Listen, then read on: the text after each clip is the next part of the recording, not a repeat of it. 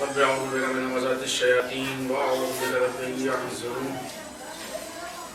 بسم الله الرحمن الرحيم.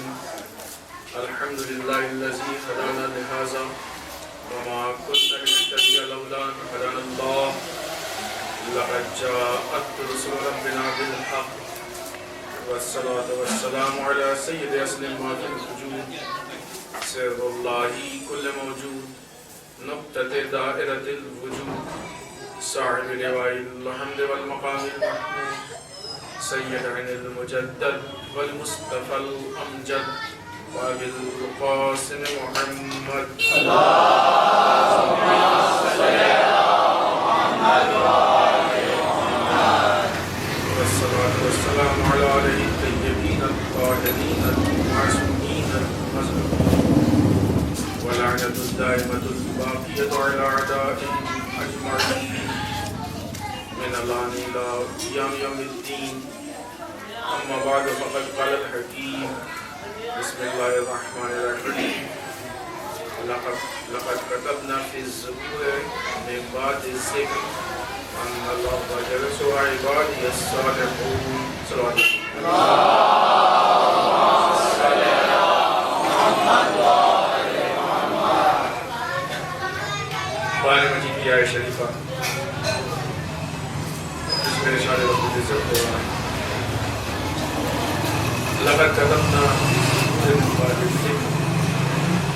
ہم نے اپنے ذکر کے بعد یا دعوی یا روحانی کے بعد یا عباس کے نظریے کے مطابق انجیل کے بعد زبور میں اس بات کا ذکر کر دیا ہے، لکھ دیا اس چیز کو ان الارض یرث عبادی الصالحون کہ ہم اپنے زمین کا وارث اپنے صالح اور نیک بندوں کو بنائیں. اس آیت شریفہ کے ضمن میں خمسہ مجالس قربان سے سلسلہ مجالس شروع ہو رہا ہے انشاءاللہ. ان 5 مجلسوں کے لیے جس موضوع کا ہم نے انتخاب کیا ہے وہ موضوع ہے انتظار مصلح کربلا کے آئینے. یعنی ایک مصلح کا انتظار کربلا کے آئینے میں کربلا کے تناظر. اپنے چھوٹے بھائیوں کے لیے وضاحت کر دیں کہ مصلح اسے کہتے ہیں کہ جو اصلاح کرے، اصلاح کرنے والے کو مصلح. یعنی اصلاح کرنے والے کا انتظار کربلا کے میدان میں ہم کو کس معیار میں دکھتا ہے، کربلا کی نگاہ سے ہم اس انتظار کو دیکھیں.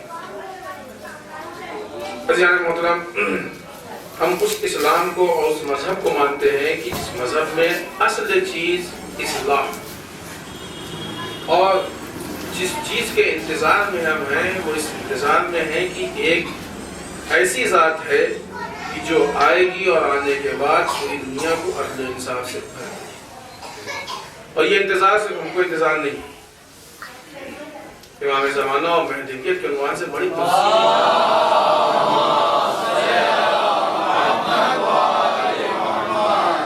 تفصیلی گفتگو موجود ہے کتابوں میں، وہ تفصیلی باتیں موجود ہیں. آج دنیا کا شاید ہی کوئی ایسا مذہب ہو کہ جس کو کسی مصلح کا انتظار نہ ہو. سب کو کسی نہ کسی مصلح کا انتظار ہے. بس ان سب کے بیچ میں ہم میں اور باقی میں جو فرق ہے وہ یہ ہے کہ باقی اس انتظار میں ہے کہ پیدا ہوگا اور ہمارے یہاں آلریڈی موجود ہے. موجود ہونا اور پیدا ہونے کے انتظار میں بہت فرق ہوتا ہے. پیدا ہونے والا آپ کو انتظار ہے، نہیں معلوم ہوگی نہ ہو، کیا معلوم ہوگی تو آپ کی مزاج کے مطابق پیدا ہوگی نہ ہو.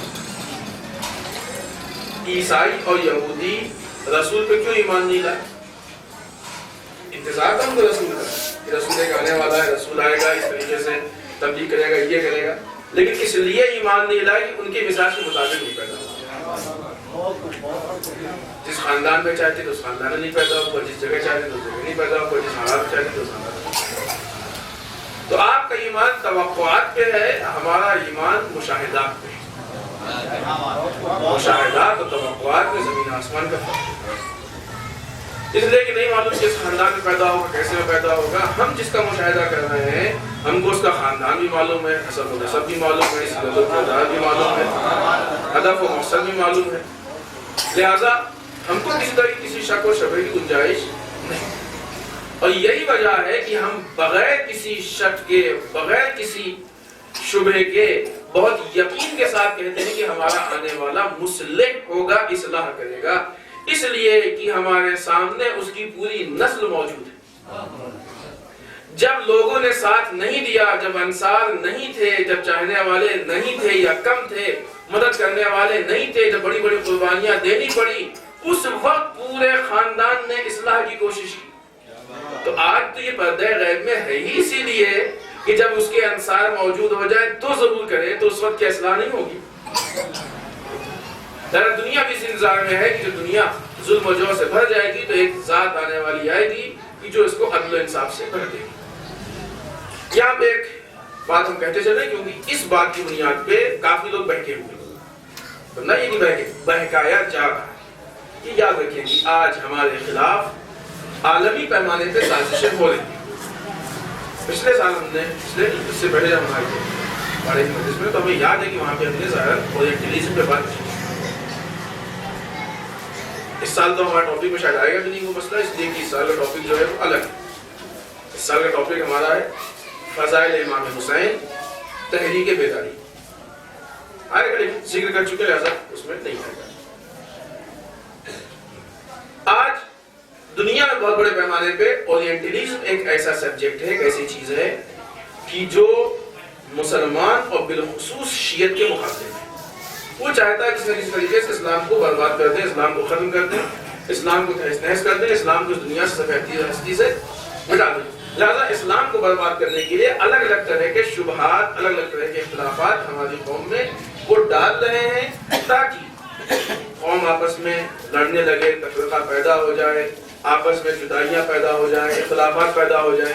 اور یہی وجہ ہے کہ آج دیکھیے سارے مراجع کہتے ہیں اتحاد بین المسلمین اہم ترین چیز ہے۔ لیکن پتہ نہیں کون آتی ہے، کچھ لوگوں کے کان میں کہہ دیتا ہے کہ اتحاد نہیں ہو سکتا۔ برادران اہل سنت میں اور برادران اہل شیعہ دونوں میں بعض اوقات بات سننے میں آتی نہیں ہو سکتا، کیوں نہیں ہو سکتا اتحاد؟ آیت اللہ سیستانی کا کلیئر یہ میسج ہے کہ سنی بھائیوں کو بھائی نہ کہو، نفس و جان، برادران اہل سنت کو بھائی سے بڑھ کے نفس و جان کو، کسی کی رسپیکٹڈ شخصیت کو برا بھلا کہنا جائز نہیں ہے۔ آغا سیستانی نے بھی کہا، آغا خامنہئی نے بھی کہا۔ مراجع سے بڑھ کے تو کوئی نہیں ہو سکتا ہے نا، مراجع کا یہ نظریہ ہے، لہٰذا اب کوئی اتحاد سے انکار نہیں کر سکتا ہے، پوری قوم کو متحد ہو کے رہنا چاہیے۔ پہلا یہ الگ ٹاپک ہے جو بات ہم پیش کر رہے تھے۔ ہمارے درمیان ایک فکر یہ پیش کی گئی اور یہ فکر ایک ڈال دی گئی کہ چونکہ حدیث ہے کہ دنیا ظلم و جور سے بھر جائے گی تو پھر وہ آنے والا آج اس کو عدل و انصاف سے بھر دے گا۔ یہ کیا ہے؟ یہ خبر ہے کہ حکم ہے؟ یہ خبر ہے کہ حکم ہے؟ یہ خبر ہے نا، اطلاع دی گئی ہے کہ جب ایسا ہوگا تو یہ ہوگا۔ حکم تو نہیں دیا گیا ہے نا۔ بعض بیچارے نادان اس کو حکم سمجھتے ہیں۔ خبر اور حکم میں فرق ہوتا ہے۔ خبر کا مطلب کہ آپ کو اطلاع کیا جا رہا ہے جب ایسا ہوگا، یعنی آپ اس سے آگاہ رہیے، اس پہ کچھ کرنا نہیں ہے آپ کو۔ خبر کا مطلب یہ ہوتا ہے کہ آپ اس سے آگاہ رہیے، آپ کو اس پہ کچھ کرنے کی ضرورت نہیں ہے۔ حکم کا مطلب یہ ہوتا ہے کہ وہاں پہ آپ کی ڈیوٹی یہ کرنا ہے۔ جب دنیا ظلم و جور سے بھر جائے گی تو پھر آنے والا ضرور کرے گا اور آنے کے بعد اس کو عدل انصاف سے بھر دے گا۔ حکم کیا ہے؟ حکم یہ ہے کہ اپنے آپ کو اس لائق بنائیے کہ اس آنے والے کی نصرت کر سکیں۔ اپنے کردار کو سنواریے، اپنی تربیت کیجیے، اپنے اندر لیاقت پیدا کیجیے۔ حکم یہ ہے کہ اپنے کو اچھا بنائیں۔ خبر یہ ہے کہ دنیا ظلم و جور سے بھر جائے گی۔ کچھ بیچارے نادان ایسے ہیں کہ جو اس خبر کو حکم سمجھتے ہیں، لہذا وہ تحریک چلاتے ہیں دنیا کو ظلم و جور سے بھرنے کی۔ چنانچہ سوال کریں۔ اللہم صلی علی محمد و آل محمد، اللہم صلی علی محمد و آل محمد۔ تو خبر یہ ہے کہ دنیا ظلم و جور سے بھر جائے گی تو آنے والا آئے گا اس کو عدل و انصاف سے بھر۔ حکم یہ ہے کہ آپ اپنے کو سنبھالیے، اپنے کردار کو بنائیے، تربیت کیجیے تاکہ اس لائق بنیے کہ اس کی نصرت کر سکے۔ مطلب واقعی انتظار کے مفہوم یہی کہ انشاءاللہ گفتگو ہوگی۔ کچھ بیچارے نادان ہیں کہ جو اس خبر کو ہی حکم سمجھ بیٹھتے، دنیا ظلم و زوال سے بھر جائے گی، وہ اسی کو حکم سمجھتے۔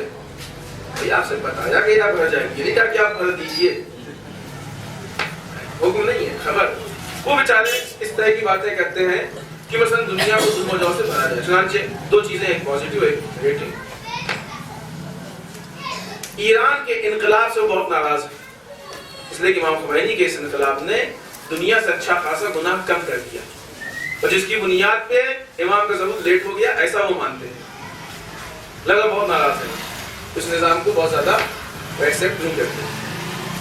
دوسری طرف سے اس ظلم و جور کے بھرنے کے لیے وہ ایک حدیث سنایا کرتے ہیں کہ مثلا 9 ربیع الاول کے موقع پہ 3 دن کے لیے قلم روک دیا جاتا ہے، آپ جو دل چاہے وہ کیجیے، تاکہ انسان کو بنا کر نعوذ باللہ آگی ہو جائے۔ جبکہ قرآن مجید بہت واضح الفاظ میں کہہ رہا ہے وَمَن يَعْمَلْ مِثْقَالَ ذَرَّةٍ خَيْرًا يَرَهُ وَمَن يَعْمَلْ مِثْقَالَ ذَرَّةٍ شَرًّا يَرَهُ۔ جو ایک مثقال کے برابر بھی خیر کو انجام دے گا وہ بھی دیکھے گا، جو ایک مثقال کے برابر شر کو انجام دے گا وہ بھی دیکھے گا۔ نص قرآنی کے خلاف ہے نا، کیسے ہو سکتا؟ لہذا یہ بات خبر کے عنوان سے کہ دنیا ظلم و جور سے بھر جائے گی تو پھر ایک مصلح آئے گا، وہ مصلح آ کے اس کو عدل و انصاف سے بھر دے گا۔ یہ بھرنا یہاں پہ اصطلاحی معنی ہے، بھرنا یہاں پہ اصطلاحی معنی کا مطلب کیا ہے؟ ایسا نہیں کہ دنیا میں صرف ظلم و جور ہوگا، بھر جانے کا مطلب یہ کہ ہر طرف ظلم و جور دکھائی دے گا، لیکن اسی کے بیچ میں عدل و انصاف والے بھی ہوں گے۔ اس لیے اگر یہ نہیں ہوں گے تو انصار امام کون ہوں گے؟ ظالم و جابر انصار امام میں نہیں شامل ہو سکتا۔ انصار امام میں وہی شامل ہوگا جو کردار کے ساتھ ہو، جس کا کردار پاک و پاکیزہ ہو، جو نصرت کے انداز میں اپنے آپ کو تیار کرے۔ اور ٹھیک اسی طریقے سے دوسرے پہلو بھی دیکھیے کہ یہ آ کے مصلح آنے کے بعد جب دنیا ظلم و جور سے بھر چکی ہوگی تو اس کو عدل و انصاف سے بھرے گا۔ اس کا مطلب کیا ہے؟ اس وقت بھی ایسا نہیں ہوگا کہ صرف عدل و انصاف ہو، نہیں، اس وقت بھی ظلم و جور ہوگا، ورنہ امام کو شہید کون کرے گا؟ شہادت کا ذکر ہے کہ نہیں؟ لہذا اس وقت بھی ایسے لوگ ہوں گے کہ جو ظلم و جور کریں گے، وہ بات ہوگی کہ کل عدم ہوں گے، نہ کے برابر ہوں گے۔ لہذا یہ بھی اسلام ہے، وہ بھی اسلام ہے۔ اب آئیے مصلح کا انتظار، ہم کو انتظار کرنا کس کا؟ کہ دنیا میں اصلاح کرے۔ یہ انتظار ہی در واقع ہمارا مذہب ہے۔ اگر انتظار کو ہم صحیح سے سمجھ لیں تو در واقع انتظار ہی ہمارا مذہب ہے۔ پہلے تھوڑی تھوڑی روشنی ہم اپنے چھوٹے بھائیوں کے لیے الفاظ پہ ڈال دیں، جن الفاظ کو ہم نے اس موضوع میں استعمال کیا ہے تاکہ بات کرنے میں آسانی ہو۔ انتظار کہتے کس کو ہے؟ انتظار بعض لوگ سمجھتے ہیں کہ ہاتھ پہ ہاتھ رکھ کے بیٹھ جانے کو انتظار کہا جاتا ہے، جبکہ جتنی حدیثیں بھی انتظار کے لیے آئی ہیں، افضل العبادتی یا افضل الاعمال، یا عبادت کے عنوان سے انتظار کو کہا گیا ہے یا اعمال کے عنوان سے کہا گیا۔ نہ عبادت بیٹھنے کا نام ہے، نہ عمل بیٹھنے کا نام ہے۔ عمل میں بھی کچھ کیا جاتا ہے انتظار، اور عبادت میں بھی کچھ کیا جاتا ہے۔ تو معلوم یہ ہوگا کہ انتظار بیٹھنے کا نام نہیں ہے، انتظار کچھ کرنے کا نام ہے۔ اب اگر ہم اس مصلح کا انتظار کر رہے ہیں تو مصلح کا انتظار کا مطلب یہ نہیں ہے کہ ہم آرام سے بیٹھ جائیں کہ اب تو اس کو اصلاح کرنی ہے، جو کچھ کرنا ہوگا وہ آپ ہی کرے گا، ہمارے سر پہ کچھ نہیں، ساری ذمہ داری ختم۔ نہیں، انتظار ذمہ داری کے ٹالنے کا نام نہیں ہے، بلکہ ذمہ داری کے قبول کرنے کا نام انتظار ہے۔ انسان ذمہ داریوں کو قبول کرے۔ کس کا انتظار؟ کس کا کرنا؟ کیونکہ اہم یہ ہے انتظار میں انسان کیا کرے، یہ اس پہ ڈیپینڈ کرتا ہے کہ کس کا انتظار کر رہا ہے۔ جس کا انتظار کر رہا ہے اپنے آپ کو اسی حساب سے تیار کرے گا۔ چنانچہ اگر آپ کو سفر کرنا ہے تو آپ اگر گاڑی کا انتظار کریں تو اس حساب سے تیار کریں گے اپنے آپ کو، سامان طے رکھیں گے، ٹکٹ جو ضرورت ہے وہ لیں گے، ساری چیزیں لیں گے۔ کہیں آپ کو جانا ہے اس کے حساب سے اپنے آپ کو تیار کریں گے۔ آپ کو کھانے کا انتظار ہے اس کے حساب سے اپنے آپ کو تیار کریں گے، جس چیز کا انتظار ہوگا اس کے حساب سے۔ لہٰذا یہ بہت اہم، تو ہماری نگاہ میں ہمارے ذہن میں یہ بات رہنی چاہیے کہ ہم کسی اہل خیرے کا انتظار نہیں کر رہے ہیں، مصلح کا انتظار کر رہے ہیں۔ مصلح کہتے ہیں اصلاح کرنے والے۔ اب اگر خود ہماری ذات میں فساد پایا جائے تو ہم مصلح کے منتظر کیسے بن سکتے ہیں؟ مصلح کے انتظار کے لیے خود اپنے اندر اصلاح کرنی ہوگی. یہ چیزیں بہت اہم ہیں، اس لیے اہم ہے کہ عزیزان محترم بہت وقت گزر گیا.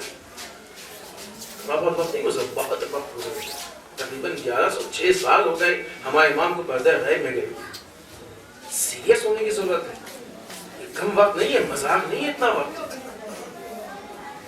کیوں ہمارا امام پردہ غیب میں؟ اپنی وجہ سے، خدا کی وجہ سے نہیں، ہماری وجہ سے. ہمارا امام پردہ غیب میں ہماری وجہ سے. کیوں امام پردہ غیب میں گیا؟ ہر امام نے دنیا کو عدل و انصاف سے بھرنے کی کوشش کی، لیکن جب بھی یہ کوشش کی یا انصار نہیں ملے، یا انصار کم تھے، یا انصار سارے کام نہیں کر پائے، نتیجہ یہ ہوا کہ وہ کوشش اپنے کمال کے مقصد پہ مکمل طریقے سے نہیں پہنچ پائی. اور اس کے بعد تو آخر کے زمانے میں تو حالات اتنے زیادہ خراب ہوئے کہ لوگوں کو ملنے میں مشکلات تھی. خداوند متعال نے کہا یہ ہماری آخری حجت ہے. اگر انصار کے نہ ہونے کی وجہ سے، انصار کے دھوکے کی وجہ سے اس کو بھی مثلا خدا نخواستہ شہید کر دیا گیا، مقصد کائنات پورا نہیں ہوگا. لہذا اس کو اس وقت تک ہم پردہ غیب میں رکھیں گے جب تک تم اپنے آپ کو تیار نہ کرو، تم اپنے اندر اصلاح نہ کرو. امام کیوں پردہ غیب میں گیا؟ اس لیے کہ ہم میں کمی تھی. کچھ اور نہیں کرنا ہے. گاڑی چلتے چلتے جب رک جاتی ہے تو پھر وہ کرنا ہوتا ہے جس کی وجہ سے گاڑی رکتی. ایک چھوٹا سا تار ٹوٹا گاڑی رکتی، تو آپ گاڑی کی صفائی بھی کر رہے ہیں، اس کا کلر بھی کروا رہے ہیں، تیل بھی ڈلوا رہے ہیں، بیٹری بھی چیک نہیں چلے گی گاڑی. صرف اس لیے رکی کہ ایک تار تھا جو ڈسکنیکٹ ہو گیا، اس کو جوڑ دیجیے. ہمارا امام پردہ غیب میں کیوں گیا؟ ہمارا امام پردہ غیب میں اس لیے گیا کہ جیسے اصحاب و انصار ہمارا امام چاہتا تھا ویسے اصحاب و انصار نہیں تھے. گاڑی کیوں رکی؟ اصحاب و انصار نہیں تھے. گاڑی کب چلے گی؟ جب اصحاب و انصار پیدا ہو جائیں گے، مل جائیں گے. غیبت امام کے پیچھے کیا راز ہے؟ انصار کا نہ ہونا. ظہور امام کے پیچھے کیا راز ہے؟ انصار کا ہو جانا. ہمیں اس سے اتنا کرنا ہے. آج نہ جانے کتنے کار خیر میں ہم مدد کرتے ہیں، ہیلپ کرتے ہیں، نہ جانے کتنے کار خیر میں ہم مدد کرنے کی کوشش کرتے ہیں. یہ بھی ہماری طرف سے، وہ بھی ہماری طرف سے. ضرور بھی بہت بڑا کار خیر ہے، اس میں کچھ مدد کیجیے. جہاں ہر کار خیر مدد کرتے ہیں تو ظہور امام زمان سے بڑا کار خیر ہو.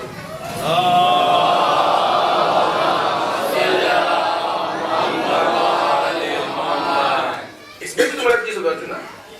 تو مقام ہے جو بغیر نصرت کے ہو ہی نہیں سکتا. ہم یہ سمجھتے ہیں کہ ہم صرف دعاؤں سے ظہور کو پا لیں گے. نہیں، دعائیں بہت اچھی چیز ہے. روایتوں میں کہا گیا کہ دعا کرو، یہ بھی کہا گیا کثرت سے دعا کرو ضرور. لیکن دعائیں وہ ہوتی ہیں جو ہم کو ہماری ذمہ داری کا احساس دلاتی ہیں. دعائیں وہ ہوتی ہیں جو ہم کو ہماری ذمہ داری تک پہنچاتی ہیں. جب ہم اپنے امام کے لیے دعا کے لیے ہاتھ اٹھائیں تو ہم سوچیں کہ ہم جس امام کو بلا رہے ہیں کہ ہم نے اس کی تیاری کی ہے کہ نہیں کی. یہ ہماری ذمہ داری. تو انتظار مصلح کا انتظار کر رہے ہیں. دنیا کو اصلاح کرنے والے کا انتظار کر رہے ہیں. تو جب اصلاح کرنے والے کا انتظار کر رہے ہیں تو اپنے اندر اصلاح کر لیتے ہیں. کتنی اصلاح سے کام چلے گا؟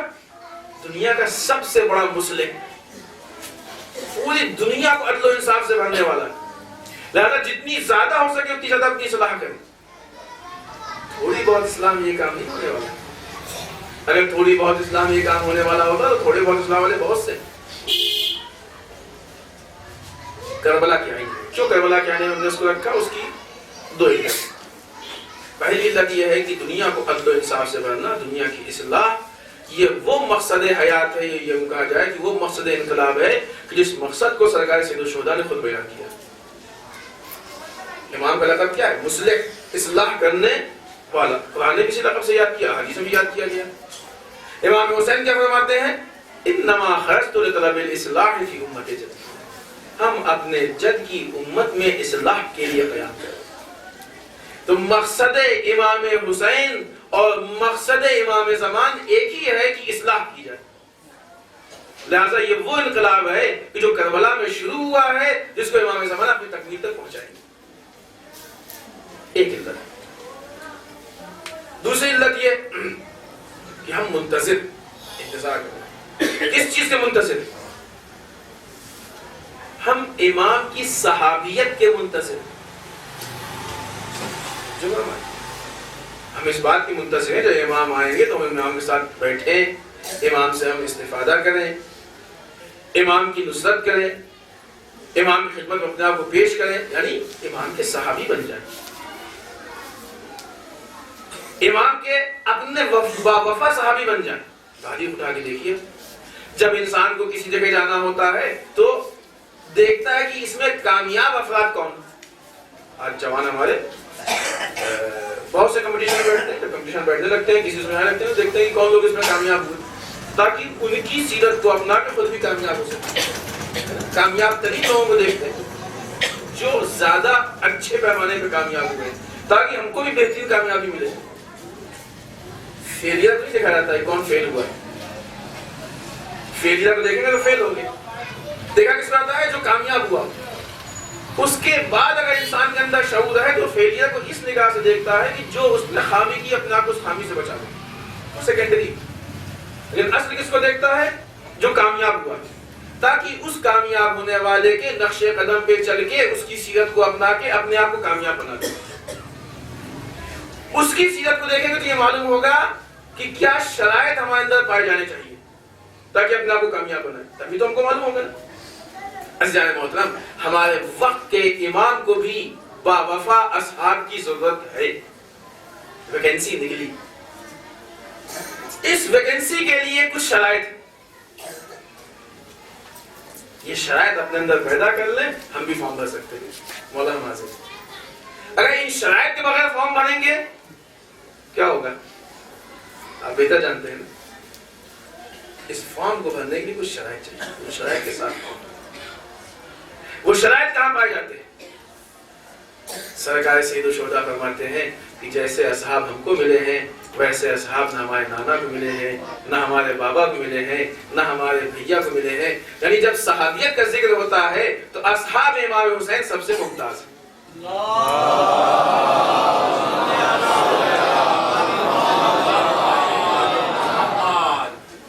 لہذا ہم ان کو دیکھیں کہ جو سب سے زیادہ کامیاب، جس نے واقعی جن لوگوں نے دین کو بچایا. اب ہم کو اگر اپنے وقت کے امام کا صحابی بننا ہے تو ہم ان کو نہ دیکھیں کہ جو صحابیت کے میدان میں پیچھے رہ گئے، ان کو نہ دیکھیں جو میدان صحابیت میں فیل ہو گئے، ان کو دیکھیں جو میدان صحابیت میں ممتاز ہو گیا ہے، جو صحابیت کے میدان سب سے آگے چلتے ہیں. اپنے آپ کو ان کے جیسا بنا لیں، خود بخود کامیابی مل جائے. ان 72 جیسے 313 ہو جائیں امام کا ضرور ہو جائے گا. جو امام کے اشارے پہ چل رہا ہے. بہت سارے مسائل ہیں جو جتنا وہ بیان کریں گے. کس حد تک امام کے اشارے، جسے پورے معنی میں ولایت کہا جاتا ہے. تو دو علت ہے کہ اس کی بنیاد پہ ہم کربلا کے آئینے میں اس امام کے انتظار کو دیکھیں گے. ایک وجہ یہ کہ مقصد دونوں کا ایک ہے، اور دوسری وجہ یہ کہ جیسے اصحاب امام حسین کو چاہیے ویسے ہی اصحاب ہمارے باپ کے امام کو چاہیے. لہذا ہمارے سامنے آئیڈیل موجود ہے، ہم اپنے آپ کو ان کے جیسا بنائیں تاکہ انتظار کر سکیں. اب آئیے، پریشانی کہاں پیدا ہوتی ہے؟ آج ایسا نہیں کہ ہم لوگ اپنے امام کے لیے دعا نہیں مانگتے ہیں. جتنی دعا امام کے ظہور کے لیے مانگی جاتی ہے، ہمارے خیال شاید ہی کوئی دعا ہو جتنی مانگی جاتی ہے. کوئی اتنی دعا نہیں مانگی جاتی. لیکن دعا کا بھی اپنا ایک مزاج ہے. بغیر کوشش کے کوئی انسان دعا مانگے تو خدا بھی قبول نہیں کرتا. خدا بھی چاہتا ہے کہ اس دعا کے پہلے اسباب فراہم کیجیے، جتنا آپ ہم سے مانگیے ہم بھی آپ کی مدد کریں گے. اور ہر انسان جانتا بھی اس چیز کو، ایسا نہیں کہ انسان نہیں جانتا. اگر ایک انسان کو رزق کی ضرورت ہوگی تو خالی نماز پڑھ کے دعا نہیں مانگے گا، کمانے کے لیے باہر نکلے گا.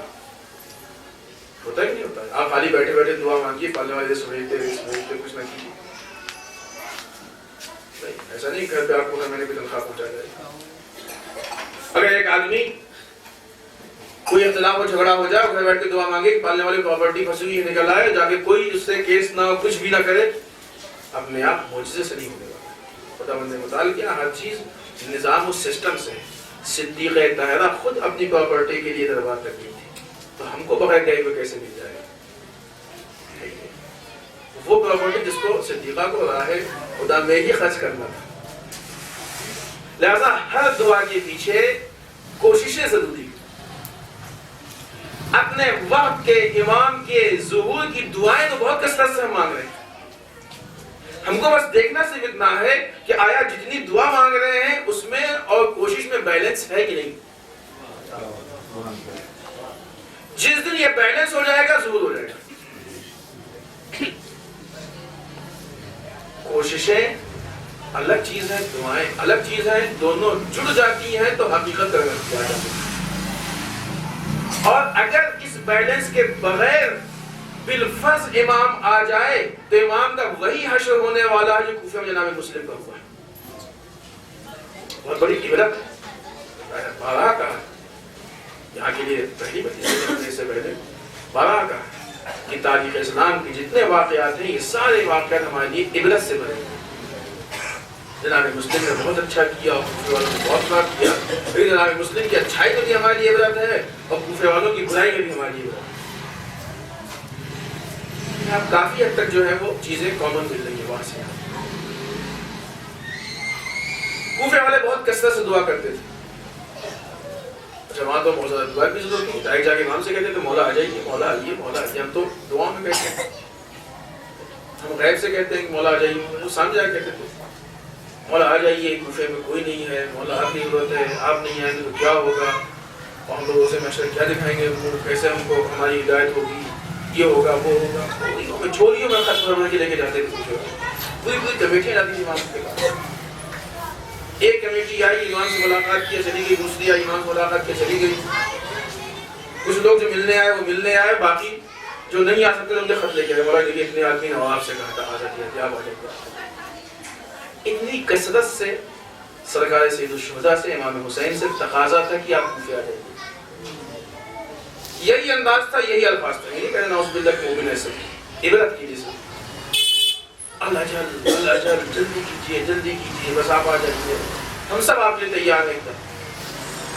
سوال اس بات کا کہ کوفے والے امام کو کس نظریے سے بلاتے ہیں, اور یہ کسی پہ انشاءاللہ کربلا کے آئینے میں ہے, وہ کس آئینے میں دیکھ کے بلا رہے ہیں. اسی چیز کو اگر ہم عنوان عبرت دیکھ لیں تو شاید مسئلہ حل ہو جائے گا.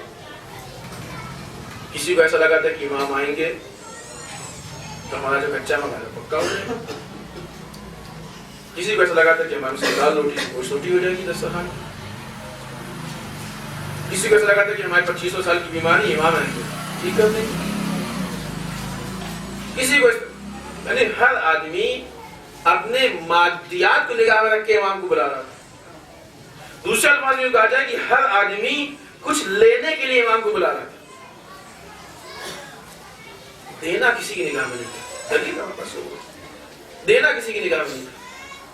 کسی نے اس چیز کی تیاری نہیں کی کہ ہم امام جب آئیں گے تو ہم امام کے لیے کیا قربان کریں گے. اس میں کوئی شک نہیں, جتنی بھی توقعات ہیں سارے توقعات امام پوری کریں گے, لیکن وہ بات کا مرحلہ ہے, وہ بھی سسٹم سے پوری کریں گے, معجزے سے نہیں پوری کریں گے. امام کے ہاتھ میں معجزہ ہے اس میں کوئی شک نہیں, امام کر سکتے ہیں اس میں بھی کوئی شک نہیں, لیکن امام نہیں کریں گے اس میں بھی کوئی شک نہیں.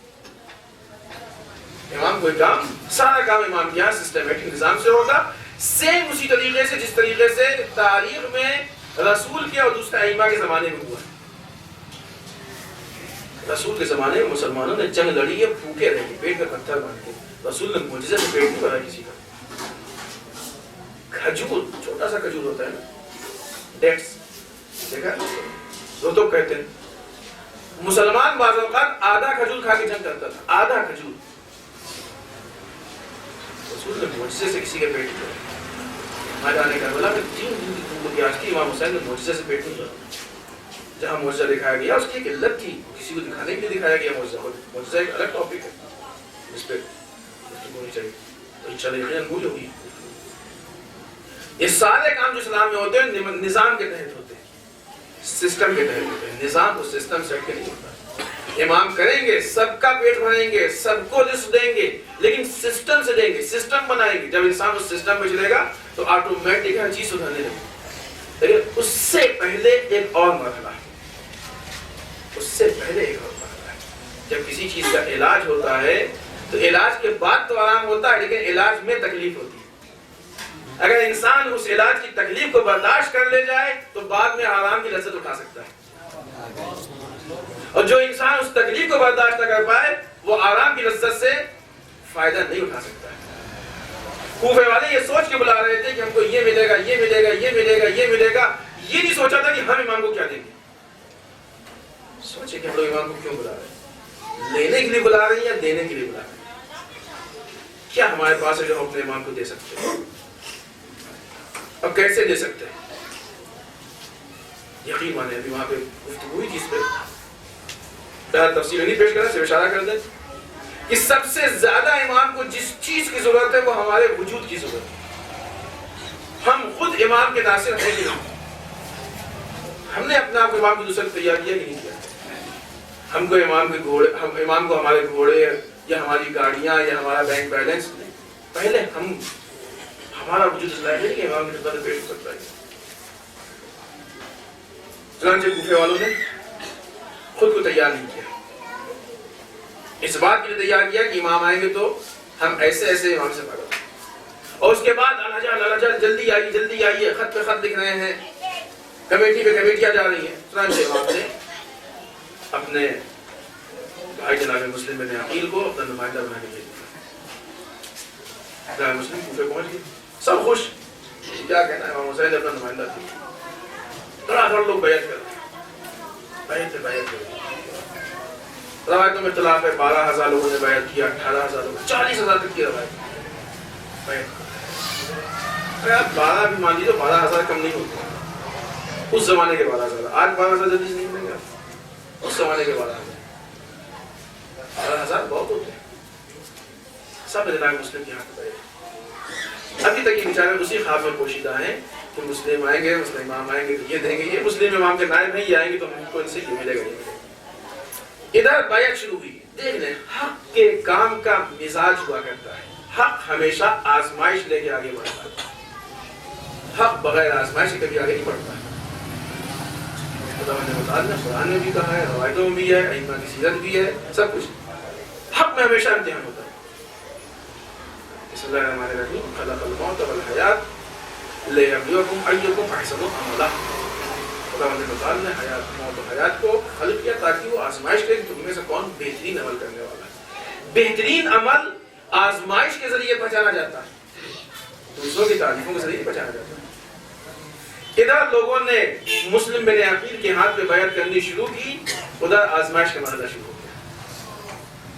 کوفے کے حالات خراب ہونا شروع ہو گئے. نتیجہ کیا ہوا؟ جن 12,000 18,000 یا 40,000 لوگوں نے جناب مسلم کے ہاتھ پہ بیعت کی تھی، جتنی تیزی سے بیعت ہوئی تھی اتنی تیزی سے بیعت ٹوٹنے لگی. کیوں ٹوٹی بیعت؟ اس لیے کہ بلانے والے اپنے آپ کو تیار نہیں کیے، بیعت کرنے والے اپنے آپ کو تیار نہیں کیے. یہ لینے کے لیے تو آمادہ تھے، دینے کے لیے آمادہ نہیں، قربانی دینے کے لیے آمادہ نہیں تھے. اگر امت قربانی دینے کے لیے آمادہ نہ ہو تو پھر لیڈر کو قربان ہونا پڑتا ہے. یہ ہوا مسلم کو شہید ہوا. ایک تصویر ہے ہماری نگاہوں کے ساتھ. اگر ہم اس نظریے سے امام کو بلا رہے ہیں تو خدا نخواستہ ہمارا امام بھی ایسی تنا ہو کہ نعوذ باللہ قربان نہ ہو جائے، شہید نہ ہو جائے. نظریے کو بدلنا ساتھ نہیں دے پائے. حالات خراب ہوئے، مسلم کے ساتھ چھوٹتا گیا. وہ مسلم، آسان بات نہیں چل مسلم کے تصور کریں کہ جس کے پاس 12,000 18,000 40,000 لوگ ہوں، بیعت کر کے، بیعت کا مطلب کیا ہوتا ہے؟ ہم نے اپنے آپ کو آپ کے حوالے کر دیا. وہ انسان جب کوفے کی گلیوں میں تنہا گھومے، اتنے بڑے فرق کو برداشت کرنا آسان بات نہیں. ہم لوگ جیسا کوئی ہوتا تو اتنے میں اس کا ہارٹ فیل ہو گیا ہوتا، کسی کو ماننے کی ضرورت ہی نہیں پڑتی. مسلم کی شجاعت اس سے کب کیا؟ کتنے لوگوں نے بیعت کیا اور چلے گئے، گھر میں بیٹھ گئے. مسلم شہید ہو گئے، لوگ گھر سے نہیں نکلے. کیوں؟ اس لیے کہ انہوں نے قربان کرنے کے لیے اپنے کو تیار نہیں کیا تھا. انہوں نے مسلم کے سامنے قربانی پیش کرنے کے لیے اپنے آپ کو تیار کیا کہ مسلم سے یہ لیں گے. اور بیچ میں کچھ ایسے حالات پیش آئے، جناب مسلم نے کہا ہم ایسا کریں گے، ایسا کریں گے. نہیں، ہم آپ کی بات نہیں مانیں جب تک امام نہیں کہتے کہ ہم نہیں مانیں. امام کے نمائندے نائب ہیں امام کے، ہم نے لکھ کے بھیجا ہے، امام نے کہہ کے بھیجا ہے کہ ان کی بیعت ہماری بیعت ہے، ان کی بات ہماری بات ہے. شاید ایک بھی ہمارا امتحان ہو کہ جب تم ہمارے نائب کی بات کو نہیں مان رہے ہو تو ہماری بات کو کیا مانو گے. جس طریقے سے امام حسین نے کوفے والوں کا امتحان لیا تھا کہ دیکھو اگر حسین آ گیا ہوتا تو حسین کے ساتھ بھی حشر کرتے، اور کیا. یہی کوفے والے تھے جو کربلا جا سکتے تھے، نہیں گئے. کیا، ایسا نہیں کہ نہیں کیا، یہی کوفے والے. عزیزان محترم، کسی کیس کے ہونے سے پہلے انسان نہیں تصور کر سکتا ہے. اگر یہ واقعہ نہیں ہوتا تو انسان نہیں سوچ سکتا کہ کیسے ہو سکتا ہے کوفے والے امام حسین تو نہ چھوڑ دیتے. لیکن چھوڑا امام حسین کو. کربلا میں امام حسین شہید ہو گئے، نہیں گئے کوفے والے. مسلم شہید ہو گئے، گھر سے نہیں نکلے کوفے والے. کوفہ ایک مزاج بن گیا ہے، کوفہ ایک داستان بن گیا ہے، کوفہ ایک محاورہ بن گیا ہے، کوفہ ایک علامت بن گیا. تم نے جو حشر مسلم کا کیا اگر ہم آتے تو ہمارے حشر. ہم بتانا چاہتے ہیں کہ دیکھو کوفے والوں کی ایک غلطی یہ تھی کہ انہوں نے اپنے آپ کو امام کی قربانی کے لیے تیار نہیں کیا. آج جب ہم امام کے ظہور کے لیے، ظہور کی تاجیل کے لیے دعا کریں تو پہلے ہم اپنے ذہن میں سوچیں کہ اگر ہمارا امام آ گیا تو ہم کیا قربان کر سکتے ہیں امام سے. ہم نے کس معیار سے اپنے آپ کو تیار کیا. جب امام آئیں گے، امام سب سے پہلے تو لوگوں کے سامنے دین پیش کریں گے، تبلیغ کریں گے. ہم نے تیار کیا اپنے آپ کو کہ مدد کریں. جو قبول نہیں کرے گا اس سے جہاد کریں گے. ہم نے تیار کیا کہ وہ والے سپاہی مدد کریں امام. اور اس کا جب یہ سب ہو جائے گا امام حکومت قائم کریں گے. ہم نے تیار کیا اپنے آپ کو کہ حکومت میں امام کی نصرت کر سکے. کسی اینگل سے اپنے آپ کو اس لائق بنایا ہے کہ امام کی خدمت اپنے آپ کو پیش کر سکے. میری گفتگو انشاءاللہ ساری وضاحتیں آہستہ آہستہ پیش کی جائیں گی. امام نے اپنے سوال کیا تھا کوفے والوں کا، مولا آپ آئیے. امام نے کس کو بھیجا؟ مسلم کو، اپنا نائب بنا کے، نمائندہ بنا کے. ایسے ہی نا، بلایا امام کو گیا تھا، امام نے بھیجا مسلم کو اپنا نائب بنا کے. کیوں؟ مولا آپ کو بلایا گیا، آپ جائیے. مزاج امامت کو پہچان لو. امام پہلے نائب کو بھیج کے اندازہ ہے کہ امت کس حد تک اطاعت کر سکتی. اگر امت نائب کی اطاعت پہ کھڑی اتر جائے تو امام خود بخود آ جایا کرتا. جو امت نائب کی اطاعت نہیں کر پا رہی ہے وہ ہماری اطاعت کیا کرے گی؟ یقین مانے اگر کوفے والے مسلم کی اطاعت کر لیتے تو شاید واقعی کربلا پیش نہ آتا، تاریخ کا رخ بدل جاتا. واقعی کربلا کے پیش آنے کے پیچھے ایک بہت بڑا عامل یہ ہے کہ کوفے والوں نے مسلم کی اطاعت نہیں کی. تو ہمارا امام ایسے نہیں آنے والا ہے کہ پھر واقعی کربلا پیش آ جائے. اور بہت کھری نگاہ سے دیکھے گا کہ ہماری امت کس حد تک ہمارے نائب کی اطاعت کر رہی ہے. ہماری امت کس حد تک ہمارے نائب کی بات مان رہی ہے. نائب کی بات مانو. چنانچہ 1106 سال ہو گئے غیبت کبریٰ، اور اس کے پہلے 360 ہجری سے 260 ہجری سے 329 ہجری تک 69 سال غیبت صغریٰ. اتنا بڑا وقت نکل گیا.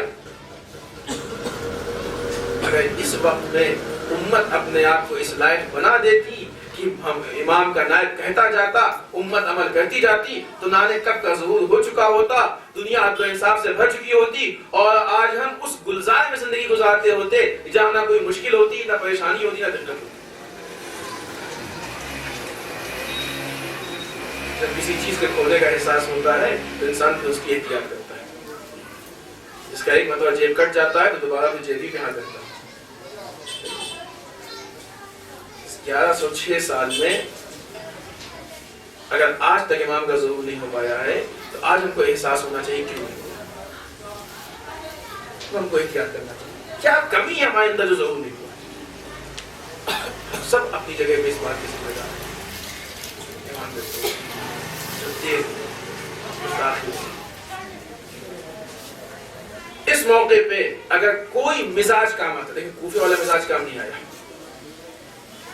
کوفے والے مزاج نے نصرت نہیں کی، کوفے والے مزاج نے قربانی نہیں کی، کوفے والے مزاج نے صرف لینے کی سوچی۔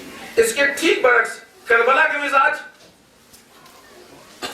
نصرت کا مزاج، اطاعت کا مزاج، قربانی کا مزاج۔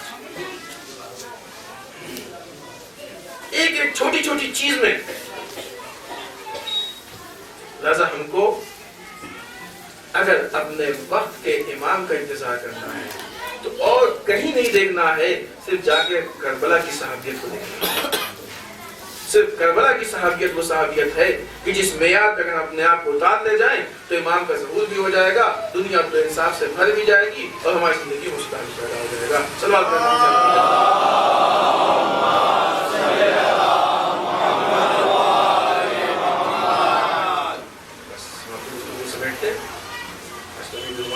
کافی ہے، انشاءاللہ باقی کے 4 دنوں میں اس سے متعلق پوائنٹس ہم آپ کے خدمت میں پیش کریں گے کہ ہم اس کربلا کے آئینے میں کس کس اینگل سے اپنے آپ کو تیار کریں تاکہ اپنے وقت کے امام کے سچے منتظر بن سکیں۔ سچے صحابی بننے کے لیے سچے منتظر بننا شرط ہے۔ جب تک سچے منتظر نہیں بنیں گے اس وقت تک سچے صحابی نہیں بن سکتے۔ سچے کے مقابلے میں ایسا نہیں کہ آپ سمجھے سب جھوٹے، نہیں، جھوٹا نہیں ہے الحمدللہ، اس میں کوئی شک نہیں کہ ہماری قوم میں جو بھی انتظار کی دعا کر رہا ہے صدق کے دل سے کر رہا ہے، اس میں کوئی شک۔ سچے کا مطلب یہ ہے کہ شرائط کے ساتھ، کوالٹیز کے ساتھ، تقاضوں کے ساتھ جو شرائط پائے جا رہے ہیں کوئی تساہلی نہ پائی جائے، ذرا سا بھی کوئی کمی نہ ہونے پائے۔ جو بھی ڈیمانڈز ہیں، جو بھی تقاضے ہیں، ان پورے تقاضوں کو اترنے کے بعد نہ کتنے بڑے پیمانے پہ دعائیں ہوتی ہیں، کتنا گڑگڑا کے دعائیں ہوتی ہیں، کتنی شکلوں میں دعائیں ہوتی ہیں، دعائیں حج بھی پڑھتے ہیں، دعائیں عطا بھی پڑھتے ہیں، دعائیں امام زمان بھی پڑھتے ہیں، ظہور کی اور دعائیں پڑھتے ہیں، ویسے اتنی ساری دعائیں ہر اس موقع پہ جس موقع پہ روایتوں میں کہ دعا مانگو جلدی قبول ہوگی اور حتماً قبول ہوگی، ہر اس موقع پہ دعا کرتے ہیں، بڑے بڑے ایک سے ایک دعا کرتے ہیں۔ سوچنے کی چیز ہے، اب تو کم سے کم کو فکر کرنا چاہیے کہ اتنی سب کچھ کر دیا۔ انسان کے گھر میں ایک مشکل پیدا ہوتی ہے، انسان 10 مرتبہ دعا کرتا ہے، قبول نہیں ہوتی تو فوراً پہنچتا ہے، مولانا بتائیے کیا کریں، مشکل مبتلا ہو گئے، دعا کیجیے، کتنی دعا کریں مولانا، دعا کرنا خدا قبول نہیں کرا، بتائیے طریقہ۔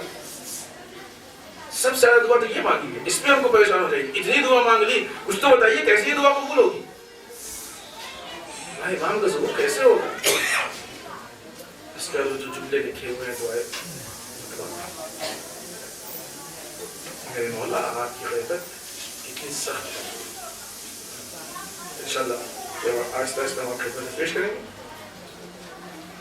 آج کی گفتگو میں ہی ختم کرنا چاہیے۔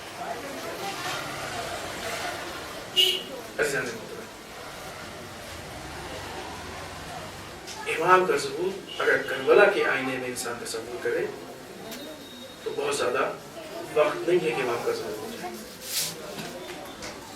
اس لیے کہ کربلا والے وہ تھے جو مزاج امامت سے آشنا تھے، کربلا والے وہ تھے جو اطاعت کے راستے کے راہی تھے، لہذا مزاج امامت کے مطابق اطاعت کو انجام دیتے تھے۔ نتیجہ یہ ہوا کہ امام حسین ان کو دعائیں دیتے تھے۔ ظہر کا وقت ہوا، ابو سلمہ نے آواز دی، مولا اول وقت ظہر نماز ادا کر رہی ہے۔ امام نے آسمان میں دیکھا، ابو سلمہ خدا تم کو نماز پڑھا مشکل ہے، جنگ کو روکنے کی دعوت دی، نماز قائم کی، لیکن وہ امام جس نے ظہر کے وقت اپنے اصحاب کے ساتھ نماز ادا کی تھی، عصر کے وقت تنہا حسین نے سجدے اصل کو قاتل پشت پہ سوار ہے یا سینے پہ سوار ہے، حسین پیاس کا شکوہ کر رہے ہیں اور قاتل آواز دے رہا ہے، حسین پوری دنیا پانی پانی ہو جائے گی تب بھی تمہیں پانی نہیں ملے گا۔ عزیزان محترم، یہ قتل حسین نہیں تھا، اہل حرم کے لیے مصیبت تھی، جس مصیبت کو اہل حرم کو ایک ایک کر کے برداشت کرنا۔ اللہ تعالیٰ امام حسین قتل ہوئے. ایک مرتبہ خیام پہ دھاوا بولا گیا.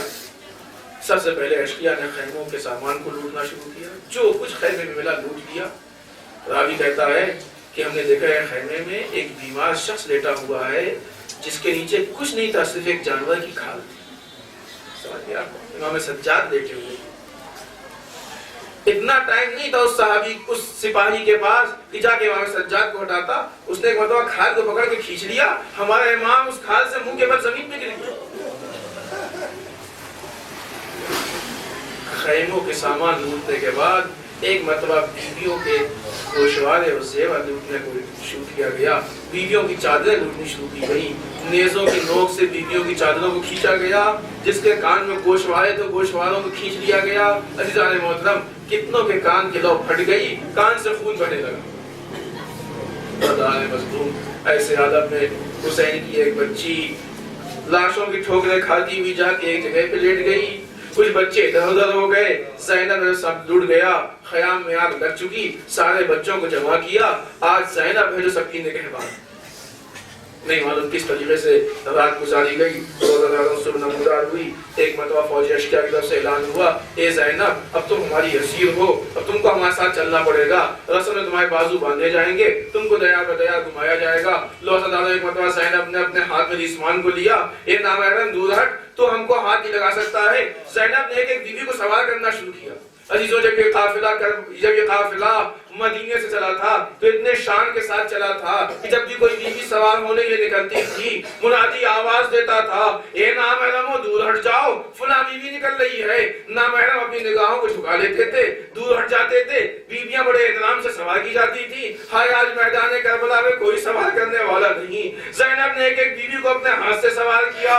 ایک مرتبہ جب سب کو سوار کر چکی, اب زینب کبھی نہر کی طرف دیکھتی ہیں, کبھی مقتل کی طرف دیکھتی ہیں. اے بیٹا علی اکبر, بڑے احترام سے سوار کر کے لائے تھے, آج کون سوار کرے گا؟ اے بھیا عباس, مدینے میں کتنے احترام سے سوار کیا تھا, آج کون سوار کرنے والا ہے؟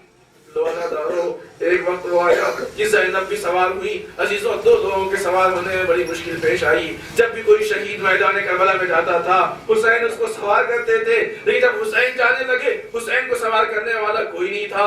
عزیزان محترم, جب حسین کے سوار کرنے کا وقت آیا تو ایک بہن آئی, بہن نے بھائی کو سہارا دیا.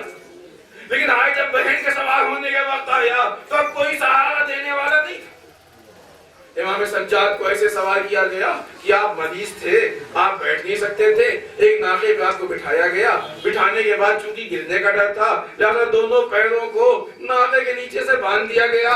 آپ کو معلوم ہے کہ ناقے کی کھال کتنی سخت ہوا کرتی ہے. جب ناقہ چلا تو امام کی کھال سے رگڑ لگی, امام کا جسم لہو لہان ہوا.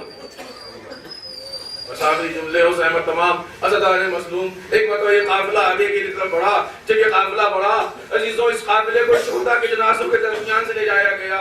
کہیں علی اکبر کا لاشا, کہیں قاسم کے پائے مال ٹکڑے, کہیں اون محمد کا لاشا. بیویوں نے اپنے آپ کو لاشوں میں گرانا شروع کر دیا. عزیزوں, امام کے چہرے کا رنگ بدل گیا. جب زینب نے پوچھا, اے بیٹا سید سجاد, تمہارا کیا عالم ہے؟ ابو اماں نہیں دیکھتی, انہوں نے اپنے کچھ تائر جس دفن کر دیے. ابو اماں, ہمارے بابا کا لاشا بے گولو کفن پڑا ہے. نہیں عزیزانوں, بے گولو کفن ہی نہیں, یہ وہ لاشا تھا کہ جس میں پورے جسم پہ تیر تھے, سر تن سے جدا تھا, ظالموں نے کپڑا بھی اتار لیا تھا.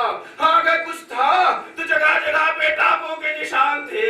ہاں, ایک بیٹا اپنے باپ کے لاش بھی ظالم میں دیکھ کے کیسے برداشت کر سکتا ہے؟ زینب نے اپنے آپ کو لاش حسین پہ گرا دیا. اے بھیا حسین, زینب کیسے تم کو چھوڑ کے جائے؟